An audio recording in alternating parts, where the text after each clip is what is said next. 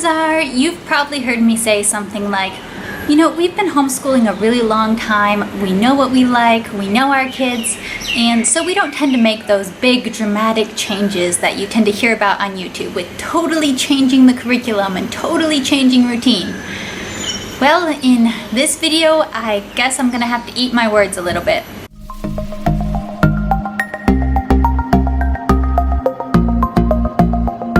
I'm Rachel from 7 and All, and I am a second generation homeschooler. I co-homeschool together with my mom, and I have one sister who's in 10th grade and one sister who's in 5th grade, along with a couple of little boys of my own. And today I'm here to talk about something that we are changing for our 10th graders homeschool. I just a couple weeks ago put out my video with my curriculum choices, our curriculum choices for 10th grade for this year, and we're changing things already. Now, because of our kind of year-round rolling start homeschool style, some of the curriculum that I talked about in that video she had already been using for a little while. Some she had not quite started just yet, but this was one that she had used for a little while, and I talked about it. It is Writing with Skill, Level 3 by Susan Wise Bauer. In those videos, my curriculum choices videos, I talked about how my 5th grade sister is using level 1 now and my 10th grade sister is using level 3, and talked about this. This is a very thorough how to write with confidence and with clarity, how to create organized, well-argued pieces of writing, how to create good summaries, how to create good, solid research papers, and it goes through the steps in detail. Very methodically, very slowly in some sense, but it's not just giving you an assignment of, hey, write a paper, and then leaving you on your own to drown, as it were. It is taking you through very methodically and very step by step when you go through this course on how to write with skill. In talking with my sister recently, kind of about how school's going, about 10th grade, about all the curriculum she's using, her only really comment was that she doesn't really want to do this, writing with skill. And upon talking with her more and rethinking through some of the curriculum decisions we made, we realized that, yeah, you know, actually she already does write with skill. So using this course, it was kind of like, you know, if you already know how to sew dresses and you make quilts and you sell them at the church bazaar and all that stuff, and then somebody puts you in a class on the basics of using a sewing machine. Now, in some sense, it might be a good thing, you know, to get a refresher course and all that. Okay, what do those buttons mean on the sewing machine and the dials and all that? But it's also kind of like, are you kidding me? Because I can make amazing stuff with my sewing machine. I don't need to get back to the basics really all that much. And that's kind of what we had to open our eyes and come to. Not that, you know, writing with skill, if you look at it, the chart of what age or what grade level you're supposed to use this for, 10th grade is the top end of the spectrum, but she's a very young 10th grader at 14.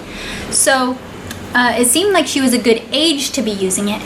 But in reality, I grade her papers. I have also in the past worked for a professor. I've worked in grading papers for senior capstone classes, and in all honesty, I pit her papers against the average college senior paper that I've graded. So that should have been a dead giveaway. She already writes with heart, with style. She has a natural intuitive ability to pick out important information, piece it together to create strong arguments already. Some people, I don't think, need as much of that really structured writing instruction, and other people do, because for some people it's not intuitive. They need the structure. They need that step by step.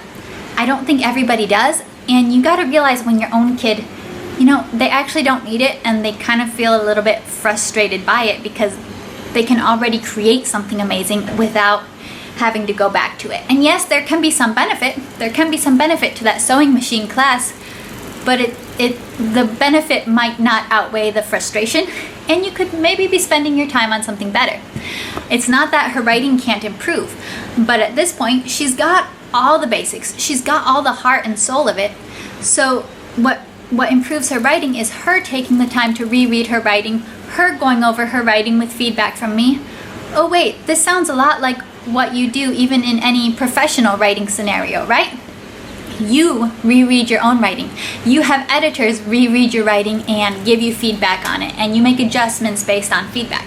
That's what's done in professional writing fields anyways. So that's basically what we're gonna do, but we still wanted to add in something else then for her language arts, because we're not gonna be doing this anymore. She made it 13 weeks in to writing the skill, and we said, okay, yeah, we agree, you're good, you write skillfully.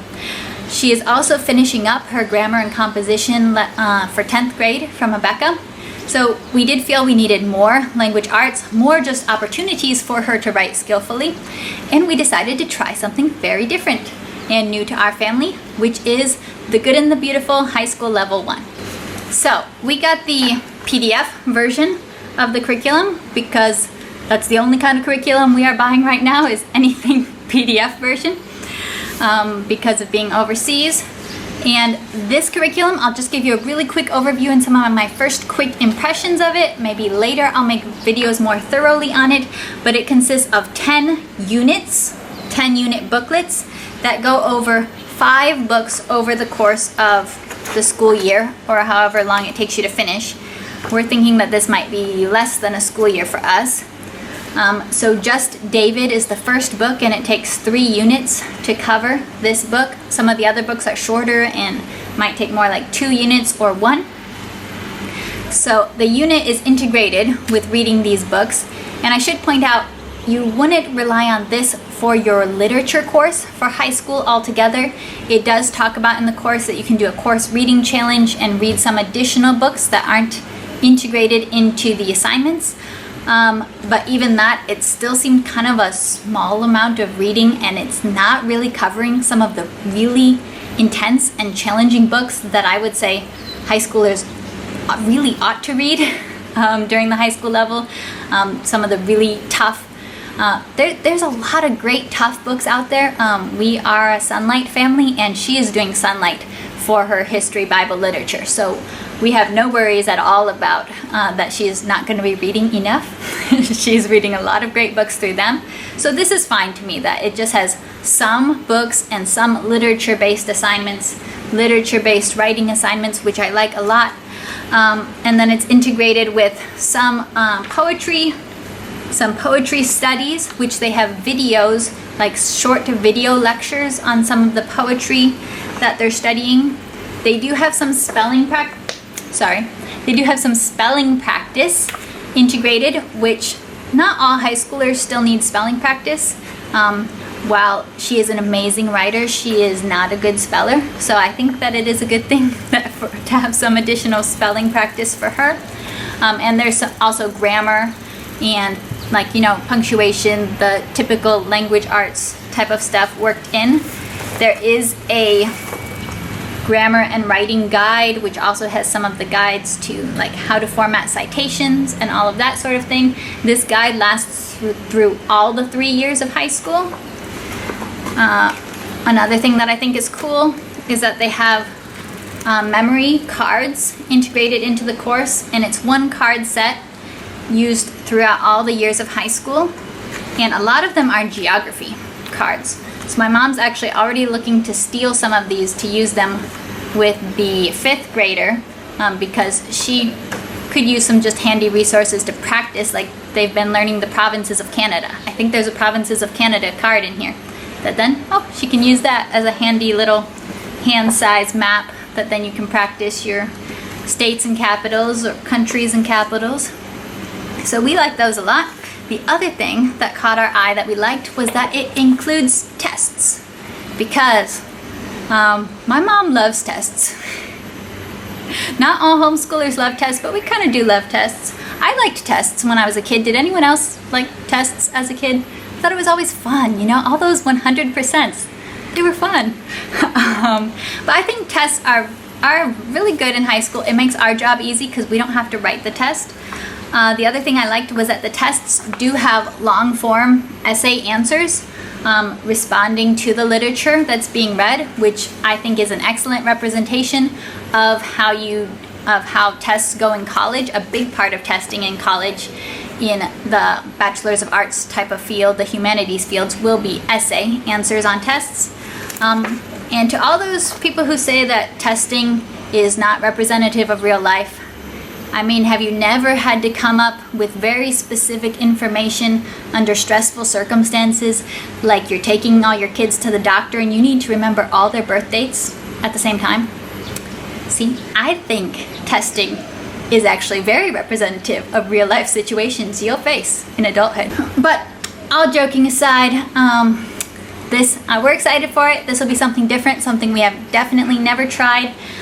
One more thing that I did point out, or one thing I wanted to point out that I thought was very interesting, was the second unit's big assignment is to create a slideshow presentation, which I thought that's a great written activity and something we've never done in our homeschool before, but something that is definitely used both in college and in the workplace quite a bit, to even have the technological skills to create a good slideshow and the presentation skills needed to deliver the slideshow to somebody. So I'm excited for that. And so that is our big change. We're gonna see what we think about it. We're not relying on it for literature, of course, but for writing assignments and giving her the opportunity to write and learn some geography, practice her geography, and get the typical high school language arts, all of that you need. Finish out the course that way. Thank you so much for watching, and fun fact, if you are still around, this is the first video that I filmed after I was hospitalized for 3 days last week with a very high fever. So clearly us homeschool YouTubers have our priorities or our interesting ideas of rest time, but this seemed more restful than taking my kids to the playground with my husband. So, you know, filming a video.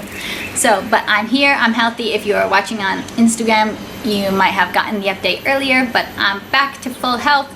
The videos last week were pre-filmed from before I got sick, so that was slightly deceiving. All right, see you later. Bye.